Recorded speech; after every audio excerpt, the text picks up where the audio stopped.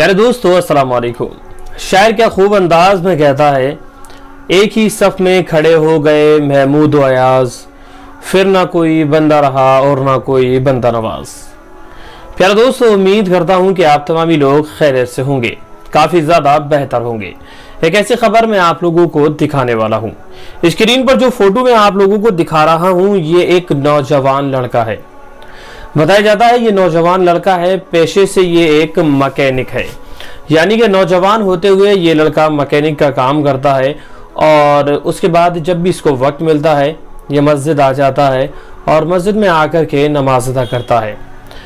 चूँकि आप लोग देखते हैं कि आजकल नौजवान इस चीज़ से काफ़ी ज़्यादा दूर नज़र आते हैं, नमाज नहीं पढ़ते क्योंकि उनके पास वक्त ही नहीं होता, फालतू लोफड़ियाई करने से या फिर मोबाइलबाजी करने से कभी उन लोगों को फुर्सत नहीं मिल पाती।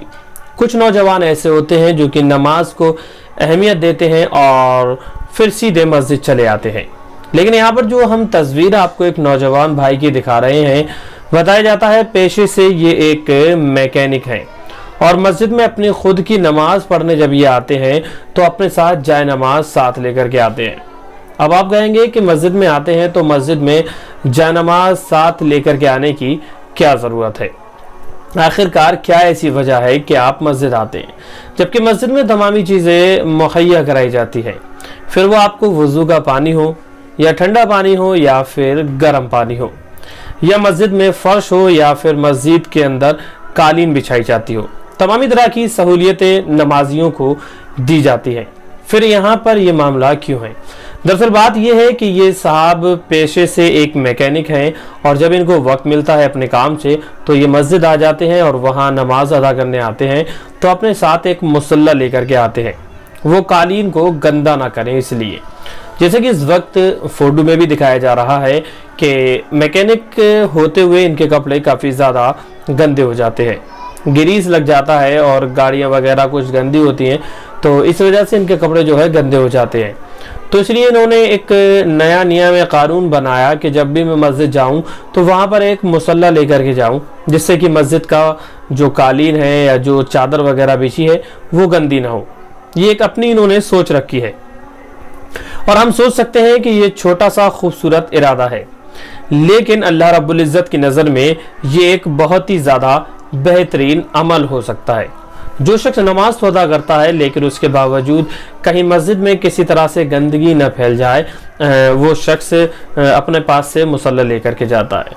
ये तस्वीर तो एक छोटी सी ज़रूर है, ये तस्वीर कहाँ की है ये कोई नहीं जानता, ये तस्वीर कब शूट करी गई इसके बारे में भी किसी को नहीं मालूम है, लेकिन ये तस्वीर जो एक मैसेज देती है खूबसूरत, वो तमामी लोग अच्छी तरह से जानते हैं कि एक नौजवान मुसलमान मस्जिद को किसी तरह से नुकसान नहीं पहुंचाना चाहता।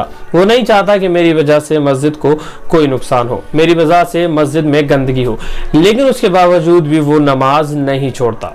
लेकिन आजकल आप लोग देखते हैं हमारे नौजवानों में कि वो पाक साफ रहते हैं, अच्छे अच्छे खूबसूरत कपड़े पहनते हैं। अगर हम उनसे कहते हैं कि भाई नमाज के लिए चलो तो कहते हैं भाई अभी मेरे पास टाइम नहीं है या मेरे कपड़े गंदे हैं।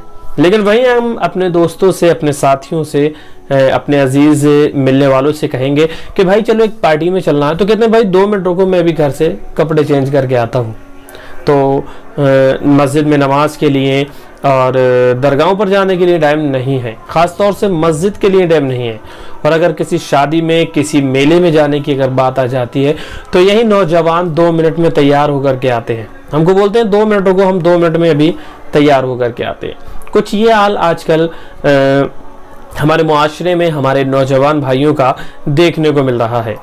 गली में, गलियों में, चौराहे पर, नुक्कड़ पर वो 2-2, 4-4 घंटे आसानी के साथ अपने गुजार देते हैं, लेकिन मस्जिद जाने के लिए उनका पास टाइम होता ही नहीं है। उनके पास अगर अभी हम बोलें भाई चलो नमाज़ पढ़ते हैं, चलो नमाज़ पढ़ेंगे भाई, अभी मेरे पास काम है या किसी का इंतज़ार कर रहा हूँ मैं, कोई बंदा आने वाला है, बस उससे मिल लूँ और फिर उसके बाद मैं चलूँगा नमाज के लिए। तो ये चीज़ आजकल नौजवानों में देखी जाती है। ये तस्वीर दिखाने का मकसद ये था कि गंदे कपड़े होने के बावजूद भी उस शख्स ने नमाज पढ़ने के लिए टाइम निकाला। और एक हम हैं कि अल्लाह का शुक्र है सब कुछ हमारे पास है, लेकिन उसके बाद भी नमाज पढ़ने के लिए वक्त हमारे पास नहीं है। तो इस भाई के लिए आप लोग कमेंट में माशाल्लाह सुभान अल्लाह ज़रूर लिखें और आप बताएं आपको इस भाई के बारे में सुन करके कैसा लगा। हम मिलते हैं आपसे एक और कामयाब वीडियो के साथ, तब तक के लिए अल्लाह हाफिज़।